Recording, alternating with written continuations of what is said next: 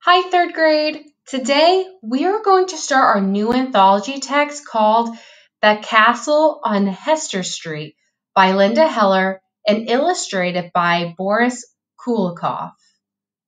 The genre of this text is historical fiction. The genre historical fiction is a narrative text that uses a mix of both historical fact and fiction to tell a story. The author might use a real event, a time, place, or person from the past to tell a fiction story. Let's take a listen to the summary in both English and in Spanish to learn more about this story that we're about to read. The Castle on Hester Street by Linda Heller. Realistic fiction is a made-up story that could really happen.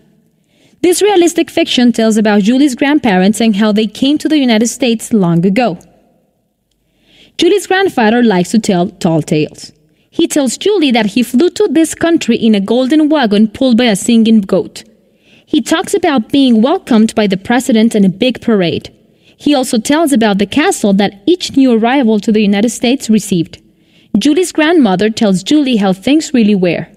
They had to work very hard. Julie's grandfather lived in a tiny, crowded apartment. But Julie's grandparents agree on a lot of things. They agree that they have had a great life together in his country with their family. They were free to live the way they wanted. They agree that freedom is better than all the gold and riches in the world. The Castle on Hester Street.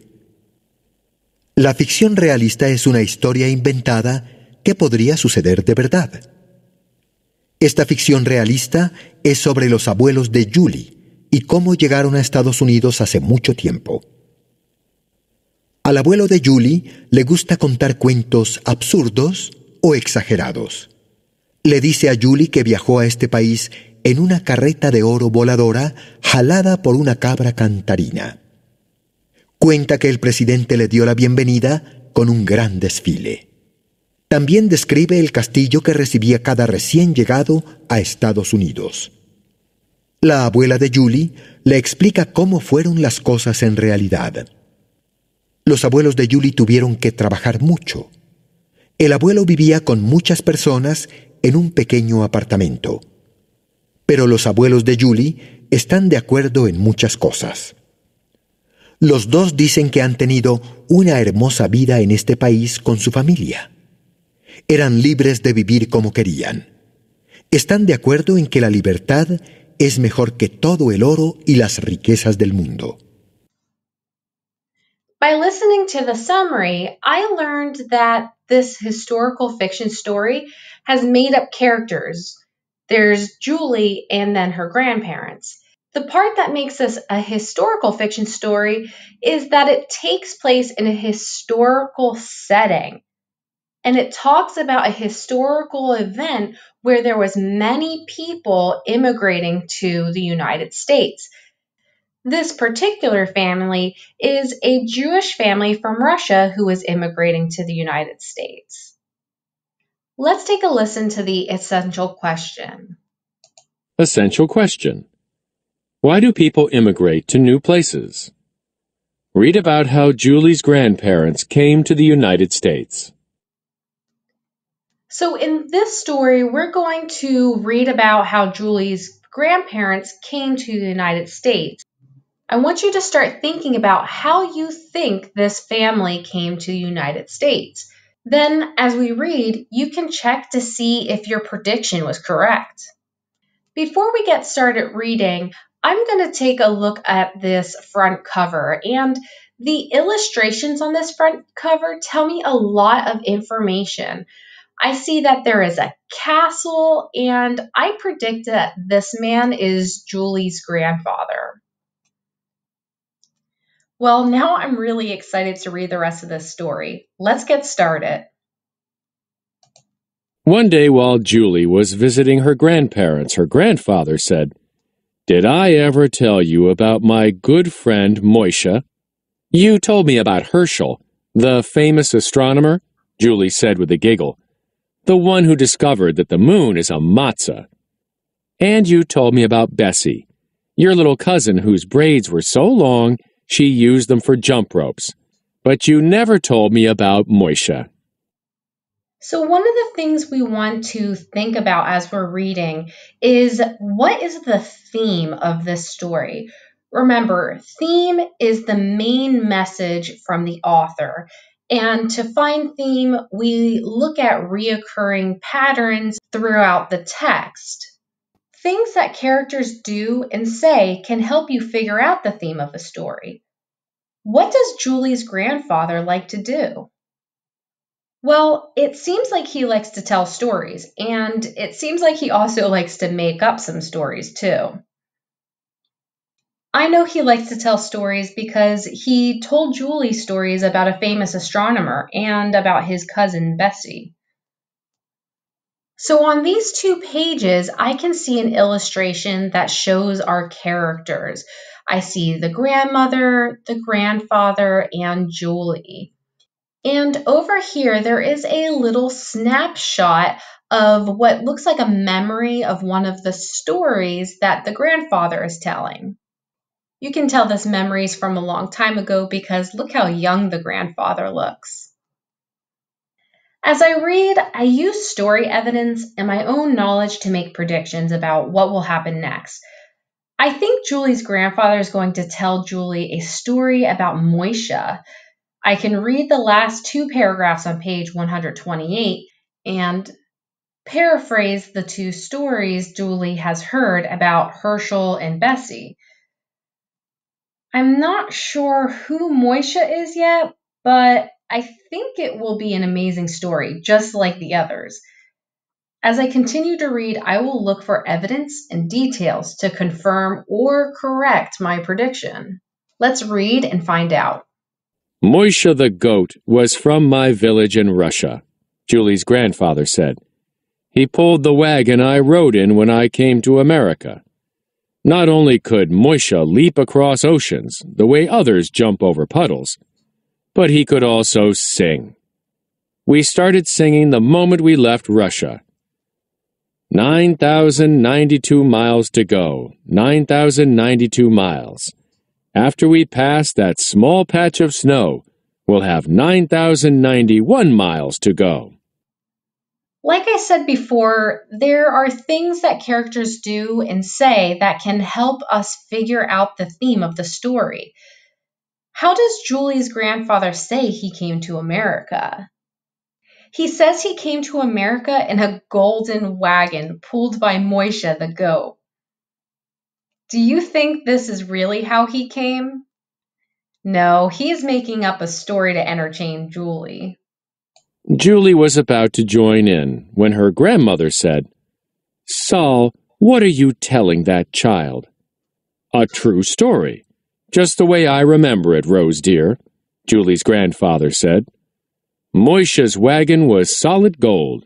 It shone like a shooting star when we flew over the ocean." In this paragraph, the author is using figurative language when they say it shone like a shooting star when we flew over the ocean. Do you remember what type of figurative language compares to things? That's right. Similes compare two things. I know that this is a simile because it uses the word like, and similes use the words like and as to compare two things. It says it shone like a shooting star. By using this simile, which compares the wagon to a shooting star, they're trying to explain that the wagon looked bright and shiny as it flew across the sky. Throughout the story, we see a lot of sentences that are between these 2 types of punctuation.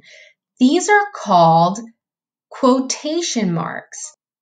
And when we see quotation marks in a narrative story like this, that means that these are the words of the character, and we call the words of the character dialogue. For this story, the author uses dialogue to show that Julie's grandfather likes to exaggerate. He is telling a fantasy story to make Moisha seem very different from an ordinary goat by claiming that they flew over the ocean. Julie's grandmother interrupts him. The author uses this dialogue to show that Julie's grandmother and grandfather have different points of view. Not only are their points of view different, but it also tells us about who they are as people. It seems like the grandfather is a bit of a jokester and has a really good imagination, whereas the grandmother might be a little more realistic and serious. That's a story, all right, but it's not true, Julie's grandmother said. Grandpa came on a boat like I did. It was terrible. Hundreds of families were crowded together. Babies were crying. Bundles were piled over. The boat rocked so much I thought we would drown. But in Russia, life for Jews was very hard. We couldn't live or work where we wanted. Sometimes we were attacked just because we were Jews. We had to leave Russia any way we could. This illustration is showing a memory. Whose memory do you think this is showing, the grandfather's or the grandmother's? This is a memory from the grandmother. I can tell because it's a lot more realistic and it's very different from the other memories from the grandfather, which can look a little silly. In the first paragraph on this page, it talks about how they actually came over to America. How did they get to America? Yes, it was on this very crowded boat. This reminds me of a text-to-text connection. I remember in our shared read, Sailing to America, that family also came to the United States on a very crowded boat. As her grandmother spoke, pictures grew in Julie's mind of her grandparents leaving their country and crossing a rough winter ocean on a boat so crowded they could hardly move. "Grandpa, is that how you really came?" Julie asked, looking sad. "Yes, it was," Julie's grandfather said. He too looked sad until he added, "But what a welcome I got when I arrived. President Theodore Roosevelt rode his horse through a blizzard of ticker tape to greet me. 'Hello, Saul,' he said. 'Mighty glad you could come.'" Up here it says, what will Julie's grandmother say about Grandpa's story? Make a prediction. So in this paragraph here, it talks about his welcome when he arrived. That's where we need to make the prediction. What do you think the grandmother will say about Grandpa's story this time? All right, boys and girls, we are going to pause here and finish the story tomorrow. I can't wait to learn the rest of the story of how they came to the United States. Bye for now, friends.